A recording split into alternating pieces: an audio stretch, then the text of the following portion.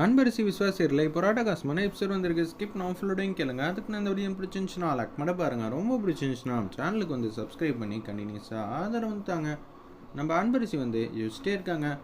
என்னடா அது இன்னும் விஸ்வாசரை காணும் தேடுறாங்களே, இப்போ இந்த பிரச்சனையை நம்ம எப்படி தான் ஹேண்டில் பண்ண போகிறோம் ஒன்றும் புரியலங்கிற மாதிரி யோசிக்கிறாங்க. அந்த இடத்துல இன்னமும் எவ்வளோ நேரத்துக்கு தான் நம்ம சமாளிக்க போகிறோம்னு தெரிலங்கிற மாதிரி திங்க் பண்ணுறாங்க மஞ்சு. ஒரு பக்கம் சிவகாமி, மங்கா இவங்க 2 பேர் பாட்டமாக இருக்காங்க. ரூபாவும் ஒரு பக்கம் அனன்யாவும் ஒரே ரூமில் வந்து இருக்காங்க. அவங்க வந்து பேசுகிறாங்க நம்ம சிவகாமி கிட்ட.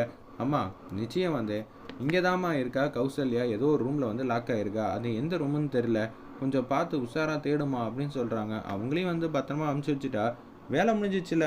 நீ சொல்கிறதும் கரெக்டு தான், பார்த்துக்கலாம் எந்த பிரச்சனையாக இருந்தாலும். ஆனால் எப்படி நீ உறுதியாக சொன்ன, அப்பாவோட வாட்சை வச்சு தான் நான் கண்டுபிடிச்சேம்மா அப்படின்னு சொல்லிட்டு இருக்காங்க. அந்த இடத்துல ஒரு பக்கம் கோர்ட் சீன் வந்து காட்டுறாங்க.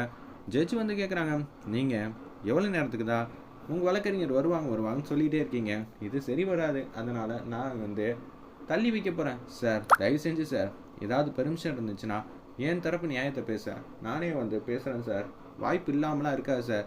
இது வரைக்கும் ஏகப்பட்ட இதில் அவங்க வந்து போராடி ஜெயிச்சிருக்காங்கன்னு நானும் கேள்விப்பட்டிருக்கேன், எனக்கும் சந்தர்ப்பம் கொடுங்க அப்படின்னு சொல்லிட்டு இருக்காங்க. அந்த இடத்துல அப்போன்னு பார்த்து நம்ம அன்பரசி ரூம்குள்ளே வந்து வராங்க. கஸ்தூரி வந்தவங்க என்ன பேசுகிறாங்கன்னா, மாப்பிள்ளை எங்கே இருக்காங்கன்னு தெரியுமா எனக்கு தாராளமாக சொன்னா, நீ என்ன நடப்பேன் தான் எனக்கு ஒன்றும் புரியல.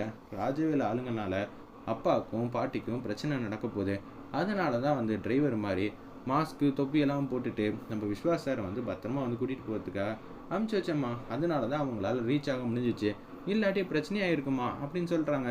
நீ சொல்கிறது வாஸ்தவமான பேச்சு தான், அது வரைக்கும் நம்ம சமாளிச்சுப்போம், எந்த பிரச்சனையும் இல்லை அப்படின்னு நம்ம கஸ்தூரி வந்து பேசுகிறாங்க. பரவாயில்லம்மா, நீ வர புத்திசாலித்தனமாக முடிவெடுக்கிற, அதை அம்மா கிட்டேயும் சொன்னாதான் என்ன, இந்த பிரச்சனையை எப்படியே ஹேண்டில் பண்ணணும்னு நானே பார்த்துக்கிறேன்.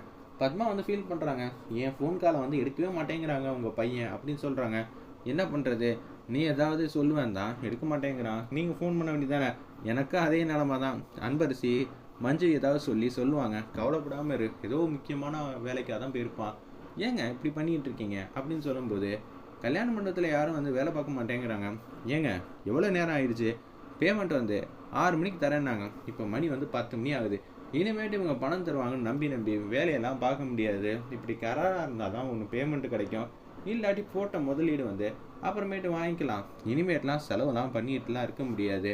விடிஞ்சேஞ்சா எத்தனை பேர் வருவாங்க சாப்பிட, இது எல்லாத்துக்கும் நானாக தான் காசு கொடுக்கணும், எப்படி கொடுக்க முடியும், இது எல்லாத்தையும் நீயே யோசிச்சுப்பாரு, தயவு செஞ்சு புரிஞ்சுக்கிங்கயா, என்னையா நினச்சிட்டு இருக்க அப்படின்னு சொல்லும்போது, உனக்கு இந்த கல்யாணம் நடக்கிறது அவ்வளோ முக்கியமாக இருந்துச்சு, நீ நல்லவனாகவே இருந்துக்க, என்னால் பேமெண்ட் இல்லாமலாம் வேலை பார்க்க முடியாது, நீ காசு கொடு, நான் வந்து வேலை பார்க்குறேன், அப்புறமேட்டு இந்த காசை வந்து நீ அவங்கள்ட்ட வாங்கிக்க வேண்டியது தானே, இப்போ சொல்லியா அப்படிங்கிறாங்க.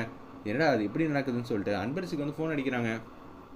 தயவு செஞ்சு புரிஞ்சுக்கம்மா, அவங்கெல்லாம் சத்தம் போட ஆரம்பிச்சிட்டாங்க, என்கிட்ட பணம் காசு வந்து கேட்குறாங்க, இந்த கல்யாணத்தை நல்லபடியாக நடத்தி தரேன்னு அவன்கிட்ட வாக்குறுதி கொடுத்துருந்தேன், ஆனால் இப்போ அந்த சுச்சுவேஷன்லாம் கடந்து போயிடுச்சுமா, என்னால் சமாளிக்க முடியல, இப்போ இன்னும் ஒரு 1/2 மணி நேரத்தில் பணம் வந்தால் மட்டும்தான் எதுவாக இருந்தாலும் நடக்கும், இல்லாட்டி எதுவும் பண்ண முடியாது. உடனே அன்பரசி வந்து பிளான் பண்ணுறாங்க, நீங்கள் கொஞ்சம் மனசு வச்சா தாராளமாக எல்லாம் செய்யலாம்னு சொல்லி, இந்த கல்யாணம் எப்படி இருந்தாலும் நிற்கக்கூடாது சார், எங்கள் அப்பாவோட கௌரவமே இந்த கல்யாணத்தில் தான் இருக்குது, நான் ஏற்பாடு பண்ணுறேன்னு சொல்லி அந்த இடத்துல அன்பரசி வந்து சைலண்ட்டாக சொல்கிறாங்க. இந்த விஷயத்தை வந்து சொல்லிடுறாங்க. சரி இந்த அம்மா சொல்கிறதாவது செய்வாங்களான்னு பார்ப்போங்கிற மாதிரி யோசிக்கிறாங்க. அந்த இடத்துல அவங்க எல்லாரும் வேலையை வந்து திருப்பி பார்க்க ஆரம்பிச்சிடுறாங்க. அப்பா, உங்கள் கௌரவத்துக்கு சின்ன பிரச்சனையாக இருந்தால் கூட நான் வந்து பார்த்துக்கிட்டுலாம் இருக்க மாட்டேன்ப்பா, உங்களுக்காக நான் இருக்கேன்ப்பா அப்படின்னு சொல்கிறாங்க. அந்த இடத்துல நம்ம அன்பரசி கோச் சீனை வந்து காட்டுறாங்க. கேட்குறாங்க அங்கே இருக்கிறவங்களாம். உடனே வந்து ராஜவேல டீம் சேர்ந்தவங்க வந்து வழக்கறிஞர் வந்து பேசுகிறாங்க. இவங்களோட எமோஷனலான விஷயத்தை எடுத்துக்கிட்டு நீங்கள் அவங்களுக்கு சாதகமாக எந்த விதமான முடிவும் எடுக்கக்கூடாதுன்னு நான் வந்து கேட்குறேன் அப்படின்னு சொல்கிறாங்க. அந்த இடத்துல ராஜவேலோட வழக்கறிஞர், நான் சொல்கிறது ஏன் நீங்கள் கேட்கக்கூடாது, நான் ஆல்ரெடி சிவகாமி கழுத்தில் தாலி கட்டி 20-22 வருஷம் வந்து நல்லபடியாக வாழ்ந்திருக்கேன், இது எல்லாம் உண்மை தான். ஆனால் அதுக்குன்னு சிவகாமி பேரில் சொத்து எழுதி வைக்கிறதுலையோ அனன்யாவுக்கு சொத்து கொடுக்குறதுலையோ எனக்கு பிரச்சனை இல்லை. ஆனால் எனக்கு என்ன பிரச்சனைனா, இவங்க இருக்கிற சொத்தை எதுவுமே இல்லாமல் ஆக்கிடுவாங்க, இவங்களுக்கு என்ன பண்ணணுன்னே தெரியாது. ஆனால் அன்பரசிக்கிட்ட இருந்தால் எல்லாமே சேஃபாக இருக்கும். 20 வருஷமாக காணாமல் போன பொண்ணு இப்போ தான் என் கண்ணு முன்னாடி வந்து கிடச்சிருக்கா. அவள் கல்யாணத்தை ரொம்பவே வந்து சூப்பராக நடக்கணும்னு ஆசைப்பட்டு இப்போ பணங்காசு இல்லாமல் ரொம்ப தவிச்சு போய் கிடக்கிறேன். இந்த மாதிரி சுச்சுவேஷனில் நீங்கள் எனக்கு சாதகமாக வந்து ஏதாவது செய்யுங்க தயவு செஞ்சு அப்படிங்கிறாங்க. என்ன இவரால் சென்டிமெண்ட்டுக்கெல்லாம் வந்து இங்கே இடம் இல்லை. இவரை நினச்சா எனக்கு கொஞ்சம் பாவமாக தான் இருக்குது. ஆனால் ஆதாரம் இல்லாமல் சென்டிமெண்ட்டாக பேசுனா நீங்கள் இவங்களுக்கு சாதகமாக முடிவெடுக்க முடியாது. அது மட்டும் இல்லாமல் ராஜவேலு வந்து திருப்பி இவங்க மேலே இன்னொரு இது வந்து பதிஞ்சிருக்காங்க. அதுவும் இங்கே தான் இருக்குது. அந்த பேப்பரை வந்து படித்து பாருங்கன்னு சொன்னோன்னே அவர் மனசாட்சி உள்ளவர் போல இருக்குது. படித்து பார்க்குறாங்க. இந்த பிரச்சனையே முடியாதப்ப அடுத்தடுத்த பிரச்சனை வந்து பண்ணிக்கிட்டே இருக்கான் அந்த ராஜவேலுங்கிற மாதிரி லைட்டாக கோவத்தில் இருக்காங்க நம்ம நீதிபதி. உடனே இந்த கல்யாணம் நடக்கக்கூடாதுன்னு சொல்லிட்டு தான் ராஜவேலு இது மாதிரி குடைச்சல் மேலே குடைச்சல் கொடுக்குறாங்க.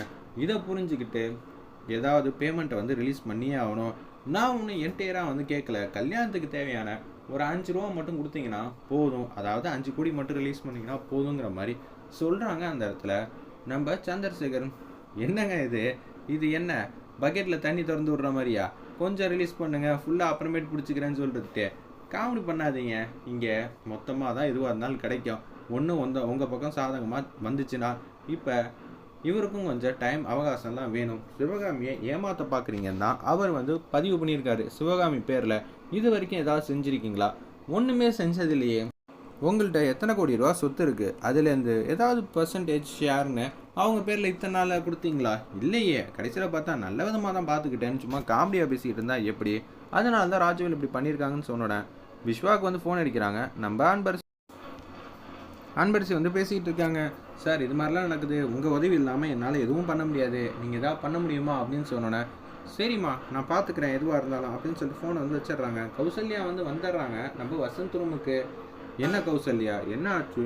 என்னங்க நீங்கள் எல்லாத்தையும் இந்த இன்ஃபர்மேஷன் வந்து ஷேர் பண்ணிட்டீங்களா அப்படின்னு சொல்லி கேட்குறாங்க நம்ம கௌசல்யா. ஷேர் பண்ணிட்டேம்மா. உங்களை பார்த்தா சந்தேகமாக இருக்கே, ஷேர் பண்ண மாதிரிலாம் தெரியலையே. ஷேர் பண்ணியிருந்தா இந்த மண்டபமே 2000 இருக்கும். அப்படி இருக்கிற சுச்சுவேஷனில் இது மாதிரி பண்ணால் ரொம்பவே தப்புங்க.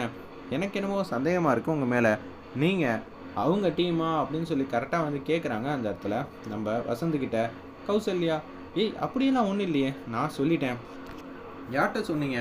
அம்மாட்ட சொன்னீங்களா?